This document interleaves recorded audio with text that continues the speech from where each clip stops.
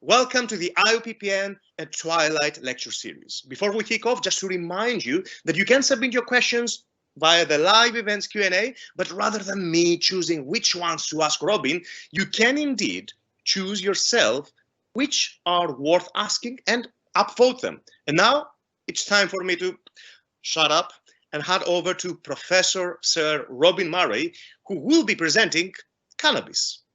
The good, the bad, and the mad.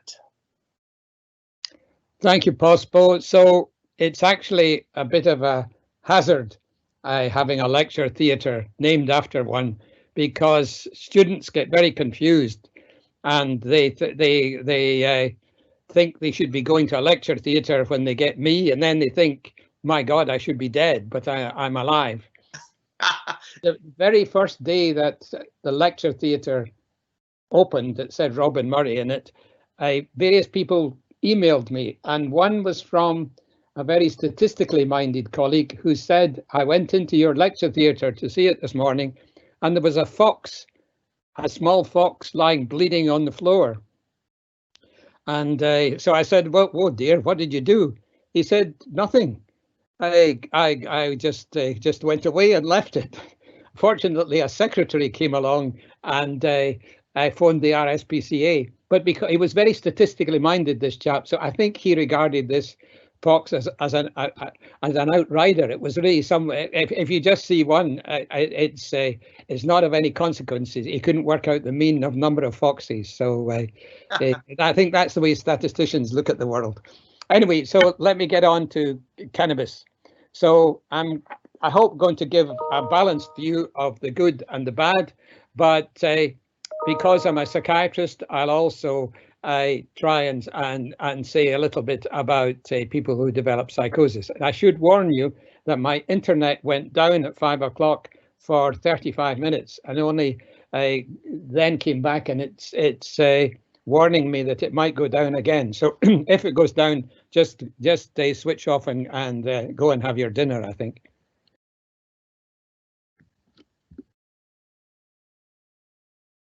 So the everything I'm going to say in the next half hour or so depends on the fact we all have an endocannabinoid system, and the endocannabinoid system is involved in appetite, whoops, that's my dog, memory, alertness, pain, and inflammation. Iona, Marta, the dog's barking. Excuse me, people. We all have endocannabinoid receptors, CB1 and CB2. Even the dog has endocannabinoid receptors, and dogs and humans have two endogenous endocannabinoids, anandamide and 2-AG, and our system works by anandamide and 2-AG hitting the cannabinoid receptors, but it's a very delicate system. And the endocannabinoid system regulates GABA and glutamate. It's not running at full tilt all the time, but if there is a stress or there's an injury to the brain or there's some problem with the brain, then the endocannabinoid system is activated to prevent any overload or any toxicity. So you can think of the endocannabinoid system as the brain's safety helmet. And what THC does is that it's, as I say, it's a very delicate system. And if you smoke cannabis and you ingest THC once, you get a transient great increase in THC, which hits the receptor very strongly, but the next day it goes back to normal. But if you're smoking constantly, then the THC in the cannabis overwhelms the cannabinoid system and dysregulates it. So, as I say, there are different ingredients in cannabis. There's tetrahydrocannabinol, or THC for short, and it's what's called a partial agonist at the CB1 receptor. So that means if it hits the receptor, it doesn't activate it 100%, but maybe 60%. And of course, THC causes euphoria, it causes the high, and this is why people take cannabis, because they enjoy the high. But you'll know that if you've talked with people who are stoned, that you get impairment of attention, of memory, and learning. So people may think they're having profound new insights into the meaning of the universe, but they don't remember the beginning of your question by the time you've got to the end of it.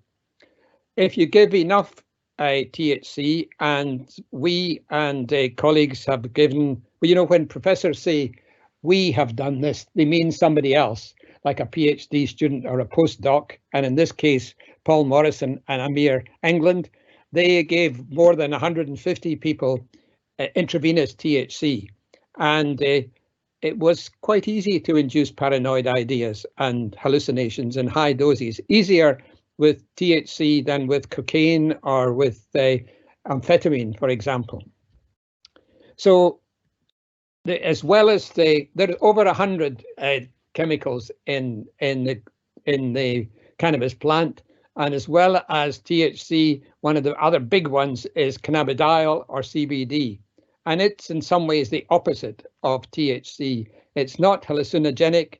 It has anxiety relieving properties, so some of the chill out effects of cannabis are due to CBD, and there's some evidence, not terribly definitive, that it can antagonize the effects of THC.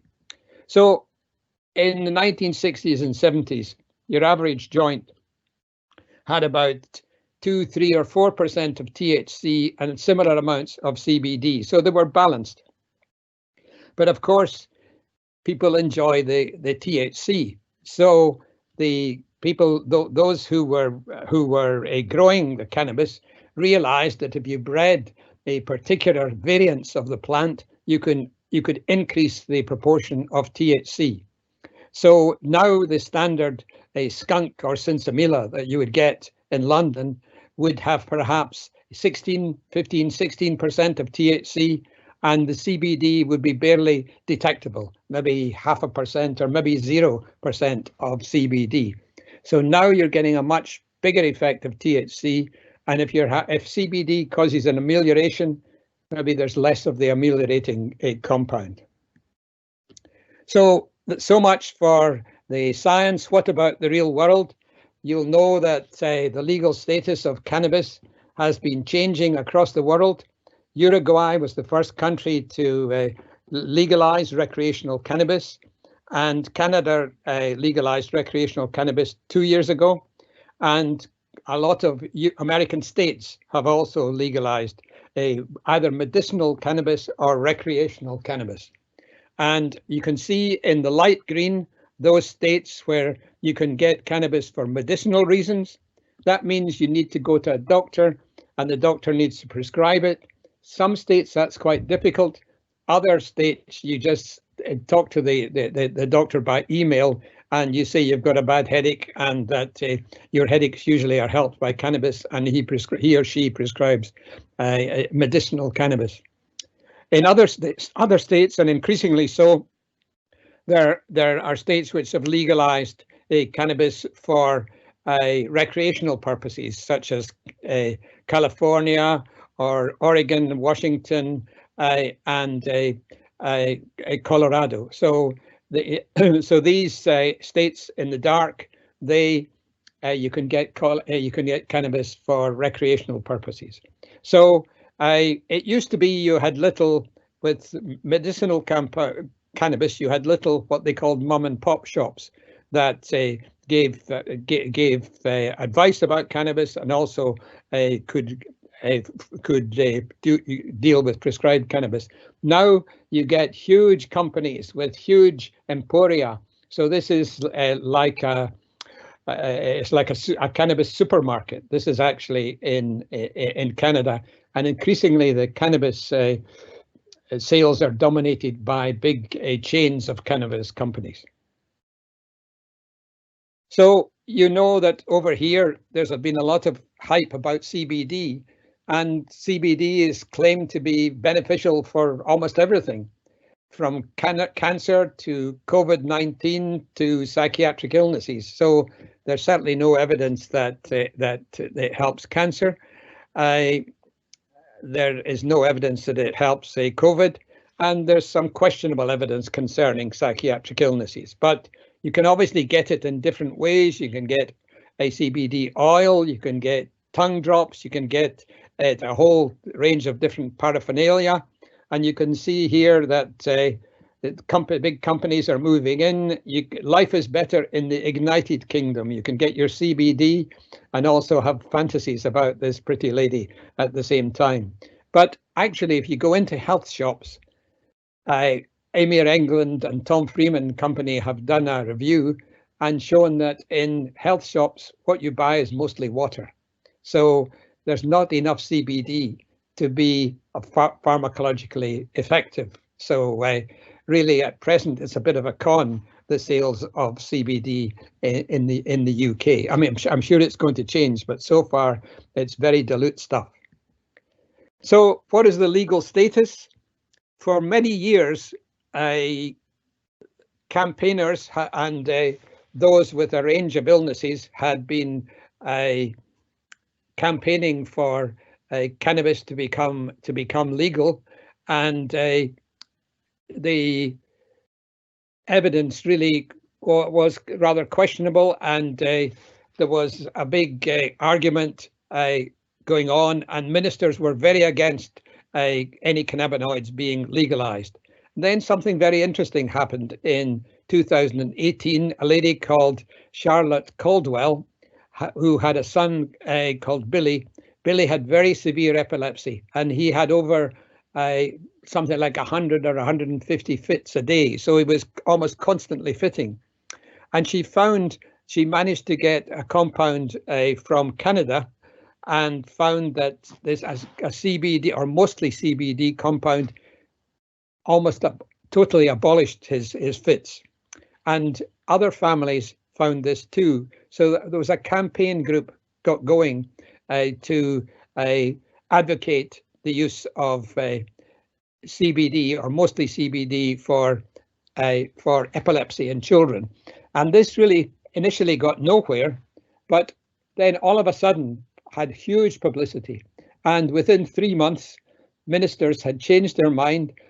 Here's the Guardian in July 2018, cannabis-based medicines get the green light. Relaxation of laws means that doctors will be able to prescribe medicinal cannabis.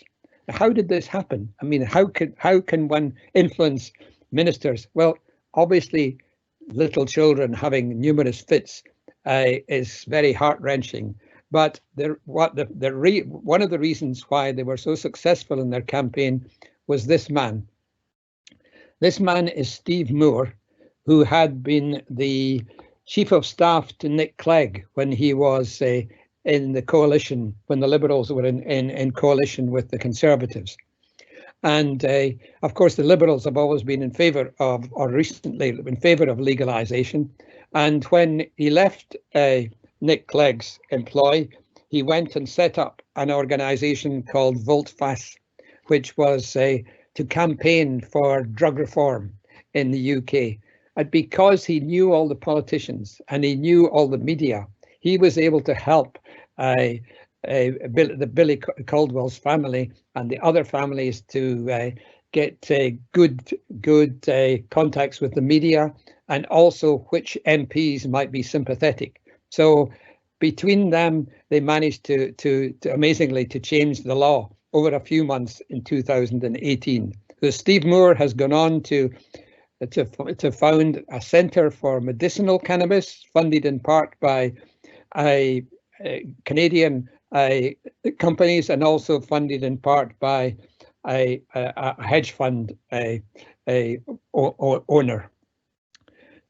But although some campaigners for legalizing cannabis can't see anything at all, any problems with cannabis at all, it's a sacred herb, it's entirely natural, it can't possibly have any side effects. But you have to remember, of course, that opiates are also natural and they have lots of side effects. So Steve Moore is different, and he reads the medical literature, and he knows that cannabis has good effects and has bad effects. And I must say I like him for that reason, also because he's very nice about our research. So here's a quote from him.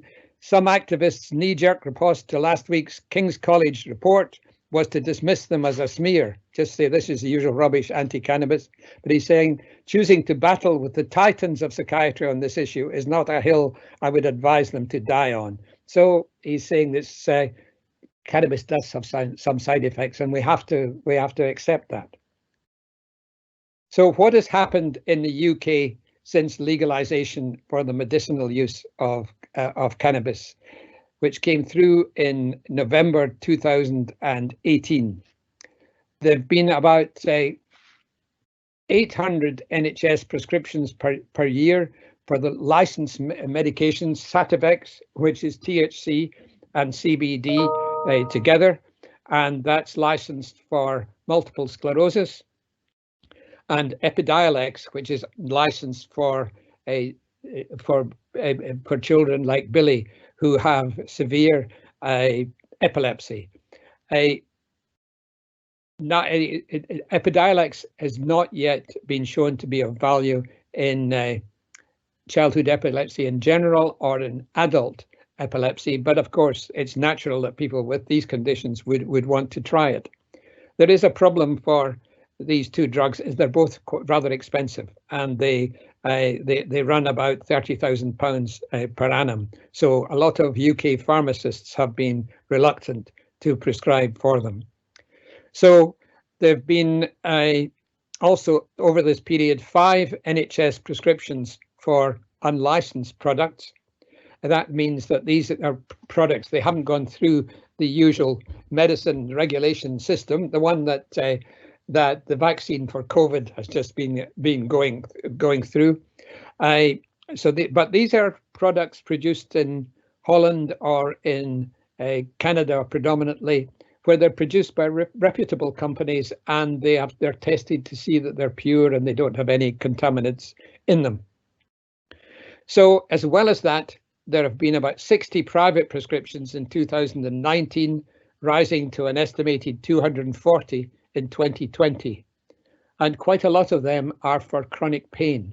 And cannabis is a useful analgesic. It's not hugely powerful, but people who have chronic pain find it's probably about as good as a couple of Panadol.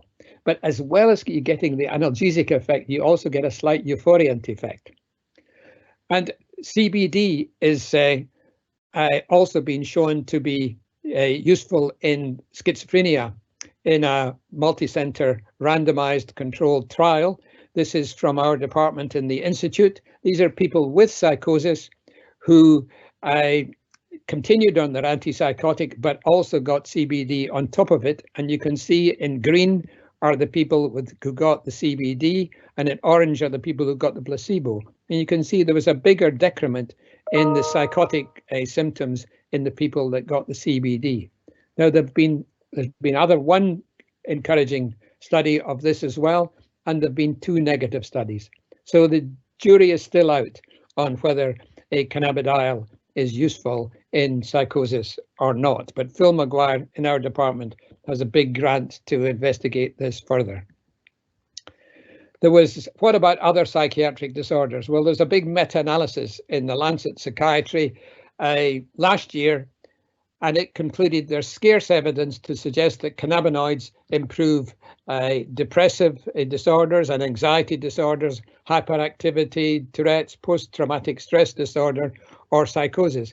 But really what they mean, not that the evidence rubbishes cannabinoids for all these conditions, but really they haven't been tested.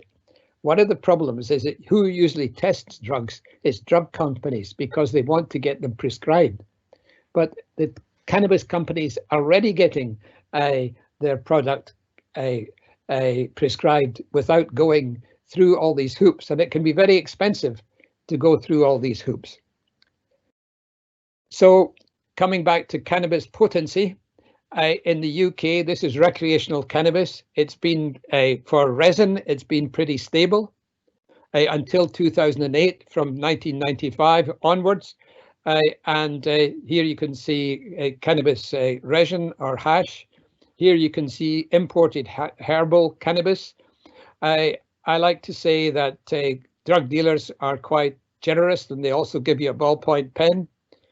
And you can see that it's skunk or sinsemilla, which has shown the big increase in the potency of cannabis, up to about 15 or 16% by 2008. But in 2008, the government realized that every time there was a study published on the potency of cannabis, there was a lot of fuss in the newspapers. And one thing we know is that cannabis is bad for the brains of politicians. They don't know whether to become more liberal, then they get attacked, or become more restrictive, and then they get attacked. So they stopped funding these studies. So there weren't any until 2017. We did a study where we collaborated with the man from GW Pharmaceuticals, David Potter, and he collected 350 samples of cannabis, which had been confiscated by the police. And my wife, Martha DeForte, they carried these in a big suitcase through the underground. She said there was a terrible smell, and she wondered whether everybody in the compartment realized that she had a luggage full of cannabis. Here's me with one of the samples looking very cheerful, so maybe there's passive smoking going on here. And here is a sinsemilla or skunk. This wasn't that the cannabis had become more potent, but it had just taken over the market. So all you could buy really was skunk.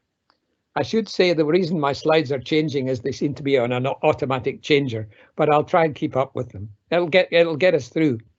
So the more potent cannabis is, the greater the likelihood of dependence. You're more likely to lose control, to have craving, and of course people often smoke tobacco with their cannabis, which encourages the craving. The more you smoke, the less effect cannabis has. So if you've smoked 1,000 times, you're not going to get much of an effect from cannabis with 3 or 4% THC in it. With cannabis withdrawal, it takes a while to withdraw, over a month. This is just from Holland to show the potency. The potency is in red, and cannabis potency is increasing till about 2005 and then decreasing. And you can see that the admissions to hospital with dependence follow a few years later, reach a peak a few years later, and then begin to decline as well. So it's the potency that drives the dependence. What are the possible risks? Well, you can become cognitively impaired, but that's probably because you're intoxicated all the time. If you actually stop and get all the cannabis out of your system, then most of the cognition returns. There's an increased risk of depression and suicide in children and adolescents, but there isn't any evidence in adults. For anxiety and PTSD, there are some studies saying cannabis increases the risk of these conditions, and there are other studies saying cannabis may be beneficial. Maybe the CBD may be beneficial. Violence, yes. If you look at the number of murders by psychotic people in the UK, 93% of them are the psychotic people who murder people are either using alcohol or drugs, and 45% of them are using cannabis. So I think it's because people get paranoid. They're not out to kill people, but they feel that they're protecting themselves. This is a meta-analysis where we have looked at a relationship between the amount of cannabis people are using and the likelihood that they're psychotic. So each of these studies, these lines is a study. On the left-hand side are people who have not used much cannabis, and on the right-hand side are people who've used a lot of cannabis. And you can see that on each of these studies, the people who have used more cannabis are more likely to be psychotic. But there's a big difference. This study here, it had a very modest effect. This study had a huge effect. So the reason for that is that this study is Tien in 1990, when cannabis was very wimpish and not very strong. The red is cannabis in London in 2012, where it's very potent. So on average, the potency, the average potency increased the risk about 4-fold, but up to about 7-fold in the high potency variants. So does the frequency and potency of cannabis have any effect on the incidence. We know that cannabis can induce psychosis, but is it enough to actually cause a change in the incidence of psychosis? Whoa, excuse me. So, so this is a study where we've looked at 1,100 people presenting with their first episode of psychosis and 1,400 control healthy subjects across 16 sites in Europe. And in each country, we had a big city like London and a small, more rural area like Cambridgeshire. So 5 centres in Barcelona, Amsterdam, plus a more rural area in Holland, and 3 centres in Italy, Verona and Bologna, little places, and Palermo, a big city in Sicily. So what was the relationship between cannabis use and the incidence of psychosis? So in the red line, you have the incidence of psychosis, and you can see it was highest in London and in Amsterdam and in Paris, and it was lowest in Barcelona and in Palermo. And the green line shows the prevalence of daily cannabis use, and you can see that the one tracks the other. So where there is a lot of daily cannabis use, there's a lot of psychosis. Where there's little daily cannabis, there's little psychosis. For example, here in Palermo, there's much less psychosis than there is in London. We were able to calculate that 30% of all the people presenting with their first episode of psychosis in London, they would not have done so had they not been using actually high potency cannabis. And this rose to 50% in Holland. So that's not to say it's the only factor, but these are people who maybe they had a family history, maybe they had been abused as a child, but they were getting on okay, and then they were tipped into psychosis by their cannabis use. This shows the relationship between the use of cannabis and the odds of being psychotic. And this is again Dr. DeForte's paper. And if we look at London, here are people who have not used cannabis or rarely used a old-fashioned dilute cannabis. Here are people who are using strong skunk-like cannabis every day. You can see their risk of psychosis is 5 times higher. Here is Holland. You can see the equivalent rise again, but this time the risk of psychosis associated with daily use of high potency cannabis was 9 times higher. The reason for that disparity is high potency in Holland may mean a 30% cannabis, whereas opposed to high potency here is 15%. So you know that if you get a present of cannabis, you should always smell it to see if it's the smelly stuff. It's skunk. If it's skunk, you should avoid it. Our smart queen knows this too. So here she's got a present of some cannabis. She's sniffing to see whether there's good, safe, old-fashioned stuff or whether that's that nasty skunk. I think this is, of course, a spoof paper. So if we think, what about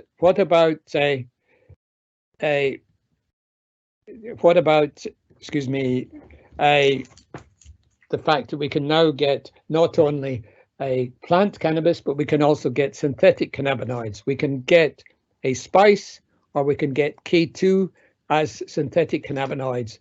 They are not just partial agonists at the CB1 receptor like THC, but they are full-blown agonists. And they're the kind of thing that poor souls sleeping in the Strand, soaking wet on a December night, if they want to knock themselves out, they'll knock themselves out with spice and often end up in A&E departments. Vaping deaths in the USA also caused a lot of problems. There were several thousand young people developed problems with vaping respiratory problems in 2018, and there were 19 deaths, and it turned out that 16 of the 19 vaping deaths were due not to nicotine but to THC. So getting really either very potent cannabinoids or a huge amount of THC can be very risky. So what has been the effect of legalization in Colorado? So as you drive along towards Colorado on the highway, you'll see that you pass a big sign that says weed is legal in 60 miles, and you think, oh, will I be able to find a shop where I'll be able to get what the Americans call marijuana? Here is the number of shops in Colorado which are pot shops. You can see that in Colorado there are over 1,000 pot shops where you can buy a recreational cannabis, and that compares with 390 Starbucks and 208 McDonald's. So there's certainly no shortage of shops excuse me, that you can go to for your cannabis. What has been the effect on the consumption? Here you can see the sales of marijuana. You can see a steady rise in the sales. So up to $1,500 million in Colorado alone. And you can see also the state is beginning to get quite a bit of money in terms of state taxes. I mean, not as much as they hoped, but not to be sniffed at. So what has happened to, has the sky fallen in Colorado since it legalized recreational cannabis? And the answer is no. There have been problems, though. There has been as you would expect, a rise in the number of drivers. Whoops, excuse me, that's my doggy again. A rise in the number of drivers involved in fatal crashes, and you can see that's certainly increased, sometimes with alcohol, but sometimes by itself. There's also been a great increase in the potency of cannabis. It's sometimes said by people campaigning for legalization that this would allow the potency to fall, but actually that's not the case in the US and Canada. It's when they've legalized, the potency has gone up. I think because people smoke more, they get tolerant and they want something more concentrated. So you're getting a cannabis oils, which perhaps have 30, 40, 50% THC, but you're also getting shatter and crumble and honeycomb up to 70, 80% THC, and you can now also buy 99% crystal cannabis. So it's like the days when people found that you could distill alcohol and get more potent alcohol. Cannabis companies have discovered that edibles are more profitable. So you can buy chocolate brownies with cannabis in them, and you can buy biscuits with them. And you can also buy a sort of jelly babies or gums with cannabis, and you can also now get your favorite chocolate made up with cannabis, whether it's Kit Kat or Hershey bars. One of the problems, of course, is that you cannot titrate how much you're using. Normally, you would inhale your cannabis and then see what was the effect in like 2 or 3 minutes, decide how many more puffs to take. But of course, when you eat cannabis, nothing happens for maybe an hour and a half, and then all of a sudden you get an effect. And for example, I remember giving a talk in Canada to about 100 psychiatrists. And at the end of it, the chairman said to me quietly, I didn't want to admit this in public, but once I had a very extroverted girlfriend who was a great baker, and for my 30th birthday, she baked me a cake, which was really wonderful. So I kept eating it. She kept saying, no, you shouldn't have any more. And he said, after an hour and a half, I went psychotic and I had to go off to accident emergency and get given an antipsychotic. So the accident and emergency department in Denver, along the bottom here, are people presenting with cannabis problems through inhaling cannabis. No, not really much difference. And here are people presenting with cannabis problems through eating cannabis. And quite a number of them, of course, are children, because they find in their parents I don't know, in their kitchen or somewhere, they find what look like sweeties, and of course consume a lot of them. It turns out that they were cannabis sweeties. So the cannabis industry is now a big deal. The projection for legal cannabis sales worldwide in 2025 is $66 billion. And the ambition for the cannabis industry is to sell as much cannabis as the tobacco companies have been selling tobacco. And indeed, the tobacco companies that are now buying into cannabis companies, Philip Morris, the makers of Marlboro, have now bought a share of Tilray, a Canadian company, for nearly $2 billion. And Anheuser-Busch, which is the producer of Budweiser, is investing $50 million in infusing beer with cannabis. So you may get two kinds of bud in your beer, hops and also cannabis products. I'm not sure whether it'll be THC or CBD or some other cannabinoid. This money is beginning to waft in our directions. This is Crispin Blunt, who is a Conservative MP and chair of the Conservative Drug Reform Group. And he has received $400,000 from Canadian cannabis companies to campaign for the legalization of cannabis. So it's interesting that our members of parliament, who you would think would be relatively neutral, are very open to the effects of or the influence of industry. So this is my last slide. What should we do? Does the enjoyment of the majority of the population, most people enjoy cannabis, most people don't have any problems with it, they use it moderately and don't come to harm. The way that most people use alcohol, it doesn't cause problems because people use it sensibly. But a minority of people don't use alcohol sensibly. They end up with liver failure or dementia or some other medical disease. So is there a way to legalize recreational cannabis without increasing use and potency? Surely there must be a way. I think there must be a way. And you could combine it with education. Think of the effect education has had on the prevalence of tobacco smoking. However, nobody has managed to pull this off yet. Everywhere cannabis has been legalized, use and potency has gone up and problems have gone up. So what should we in the UK do? Should we wait longer to see the outcome in North America, particularly in Canada? Because Canada, I think they're monitoring what is happening much more carefully than they are in places like Colorado. After all, it's the Wild West, so pretty well anything goes in terms of the legal control of cannabis in Colorado. But I think Canada is a different kettle of fish, and it may be that they may be more successful.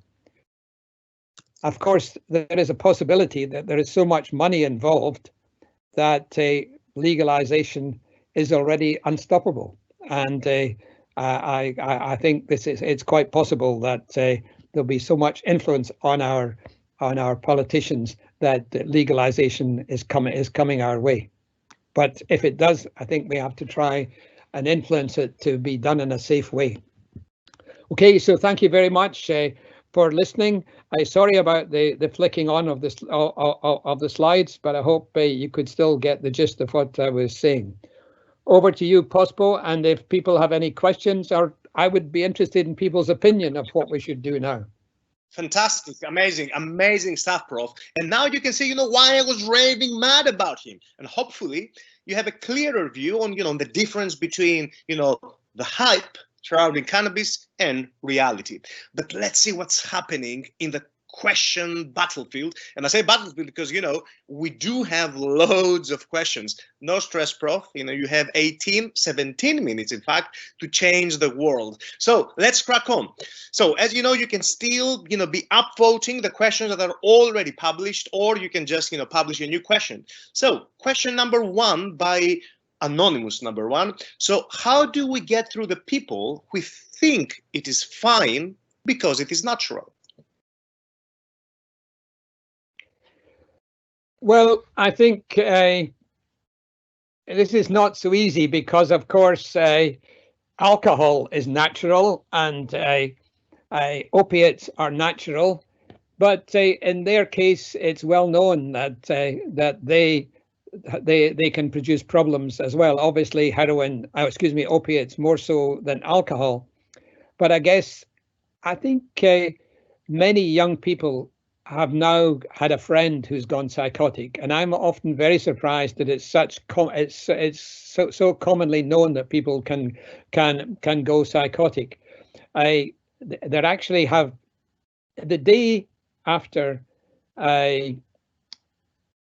we published a paper on cannabis last year, that there was a cartoon in the Times which linked our paper with the beliefs of Boris Johnson and the Brexiteers, and said, how did these guys come to such mad ideas about leaving Europe and how wonderful it would be?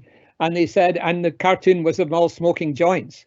So that was interesting, because the cartoonist assumed that the readership of the Times, maybe not your average readership, knew that cannabis could induce psychosis. So I think it is a question of education. Unfortunately, Public Health England, well, it's rather busy with other things, but it has no money to educate. The only time we really have education is by accident, when the government decides to change the law. So I'm in favor of the cannabis going up and down in its illegality, because when they changed it from a B to a C or a C to a B, each time there's a lot of fuss, and we can educate the public a little bit. But I don't think whether it's a B or a C makes any difference, and I suspect that legalization wouldn't make. I mean, ask the average 15-year-old in South London, is cannabis legal or not? They probably think it's legal. It's certainly easy to get.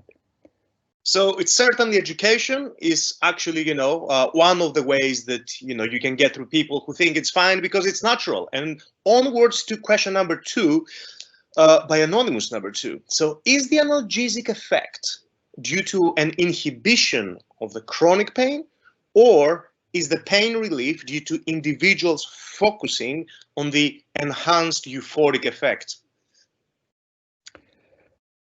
I think there's no doubt that there is some analgesic action. It's not a huge action, and I've been actually quite surprised by the views of physicians who are experts in pain.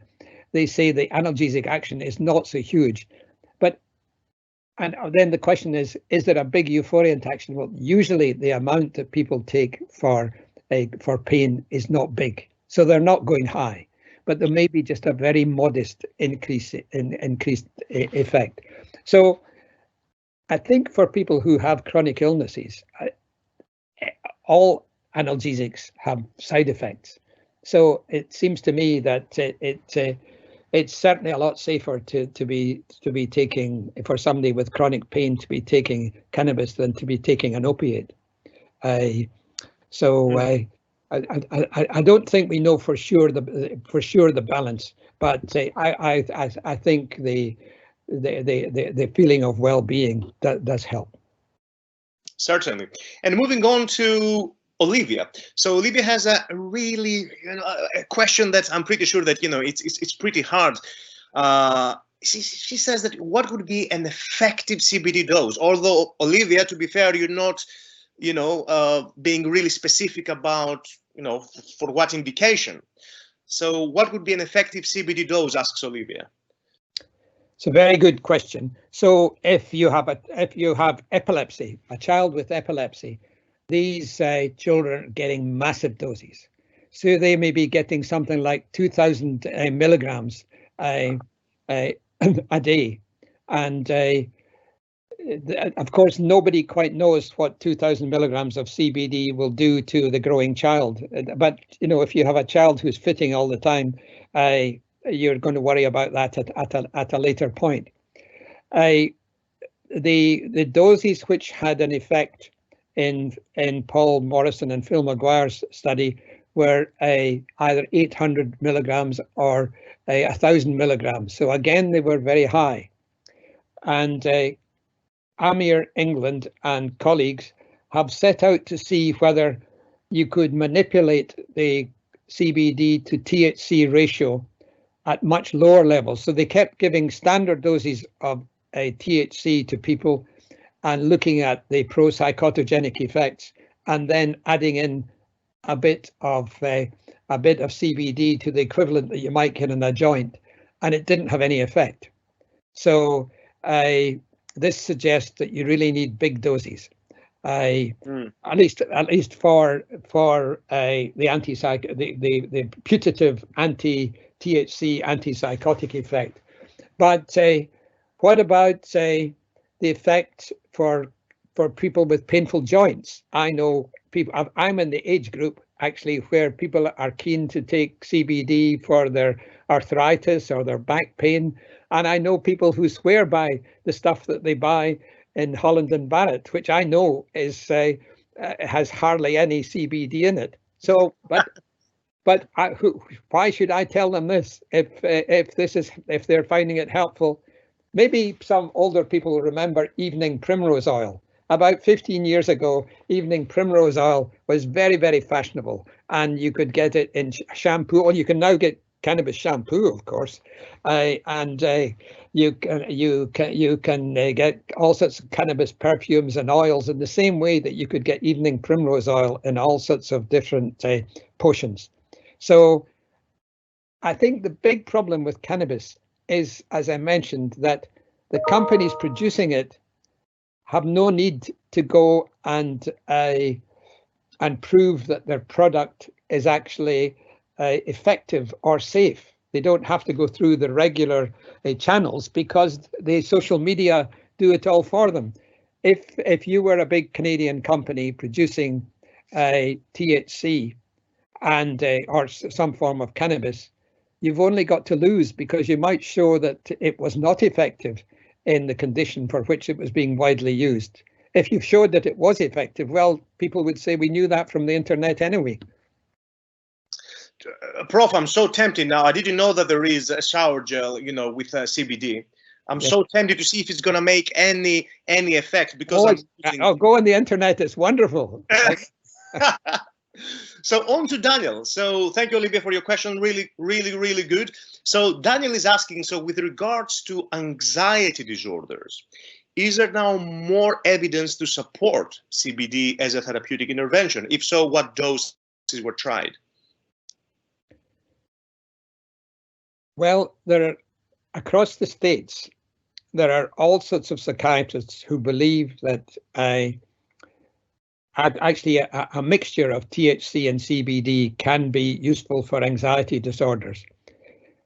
There are also many people with PTSD who absolutely swear by cannabis, and there really are no randomized clinical trials. So that is the difficulty, there are clinical trials now going on of PTSD and also of anxiety. So we may get an answer, but there really is no. You can't look up the equivalent of NICE and say what dose of CBD or of THC indeed is going to be helpful. And there is a complication. Think of people who are heavy smokers. They say, what do cigarettes do for you? Oh, they brighten me up. I feel much better after a cigarette. But they feel much better after a cigarette because they were suffering withdrawal symptoms before the cigarette. And for example, in PTSD, many veterans of Vietnamese veterans got used to smoking cannabis and therefore are chronic smokers. And then they find that if they are prescribed some cannabis compound, that really makes them feel better. What do alcoholics take first thing in the morning to feel better? They take alcohol. So we have to be sure that some of the supposed beneficial effects are not the effects of relieving withdrawal. The only way to answer this question is to wait for proper trials.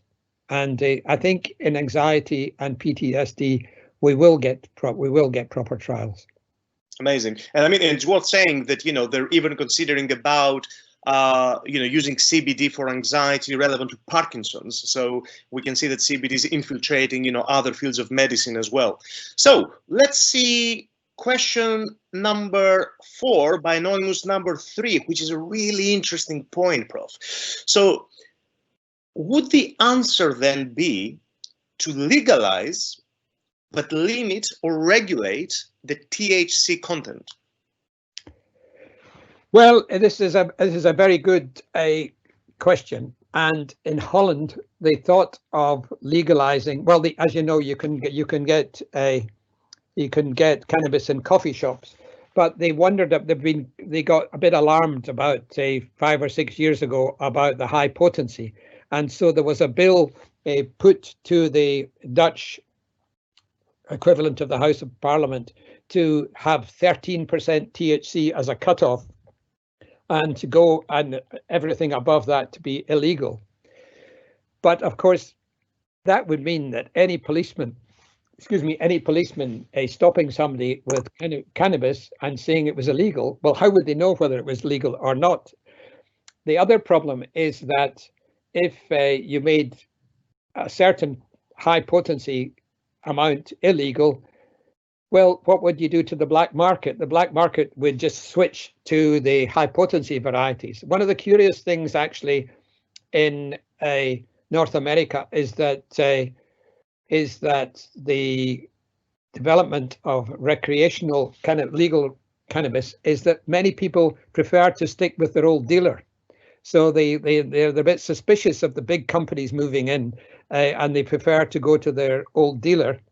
In Canada, there was an added problem because some of the Canadian Indian tribes had a dispensation to sell cannabis legally for many years before on the reservation. So they were making a huge amount of money out of selling cannabis, and legalizing cannabis as a whole meant that the big companies moved in and started taking resources away from the Indian reservations, which began to suffer. So what you do if you legalize cannabis, you change the people who control it from little drug dealers to big companies. And you have to think to yourself, who kills more people in the UK? Is it little drug dealers selling cannabis, or even selling opiates, or is it British American Tobacco and the Scotch Whisky Association? There's no competition. It's the alcohol and tobacco companies. And of course, when you legalize something, then the big guys move in, just like the tobacco companies and the alcohol companies are moving into cannabis. Of course, they just smell money, so they're coming. So next question: is the media responsible in its reporting of cannabis and mental health, or do they focus more on the legalization debate? I have personally thought that the media were pretty reasonable in reporting on cannabis.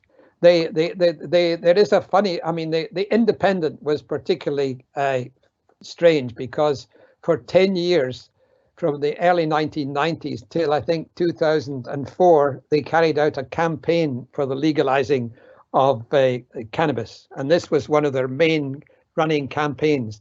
And then in 2004, the editor was sacked, and they got a new editor who was against cannabis. And at the same time, studies started coming out with some of the side effects or problems associated with cannabis. So the Independent, I think about 2005, its front page had a headline saying, "If only we had known then what we know now, we wouldn't have campaigned to legalize cannabis." So on the whole, I've found that they are reasonably. They always want to sensationalize things, but they sensationalize things both ways, the good and the bad. And I don't have a lot of whenever I've been quoted, it's always been reasonable. Actually, I think the British media are quite reasonable. If you get into trouble, it's usually because your press release has been too hyped. It's not been the newspapers, but it's been. So one should always be cautious about one's press releases, I think. So, Prof, I mean, again, I don't want to stress you out. We have 1.5 minutes for another 10 questions. So what I'm going to do, I'm going to forget, about, my Greek democratic roots and just choose what I think is a really good question from the remaining 11 I can see now. Okay, so anonymous number 7. So is there a level of placebo effect with the use of cannabis which exaggerates its effect? So at low levels, people think it has a stronger action than it is pharmacologically possible. Essentially, does it have a placebo effect, you think? I think it depends how experienced you are in the use of cannabis. I think people who haven't used very much may well find, or use low doses, there may well be a placebo effect. But the aficionados, they know exactly, they can tell the potency. I mean, as a Scotsman, I run into compatriots who will bore me for hours on the differences between Islay malt whiskey and a Skye malt whiskey, and it's the same for cannabis. That they really can tell the difference between different strains, and they will certainly know if they're getting a placebo. One of the things that Martha, my wife, and I, that we now have a cannabis and psychosis clinic, and there for people who are withdrawing from cannabis, we now prescribe Sativex as a replacement, in the same way as you would prescribe a replacement for heroin. And one of the good things about Sativex, you get little puffs of it, and it tastes of cannabis. And the patients who have been dependent on cannabis, they particularly like the fact that it tastes of cannabis, and they know there's something genuine about it. And it does seem to help people to diminish their cannabis use and come off their cannabis. I know that we can go on forever, but please don't smoke the messenger. Oh, shoot the messenger, man. But we need to go. In the end of the day, it's the last chance to roam free the streets of London as we're heading to tier number 3. So let's all give a virtual round of applause for Professor Sir Robin Murray. Thanks, Prof. That was amazing. Thank you all for joining us today. Our next talk will be on Thursday, 17th of December, so just 2 days at 6 p.m. with Professor Katia Rubia on neurotherapies for ADHD. Pospo, and have a good night. Bye-bye.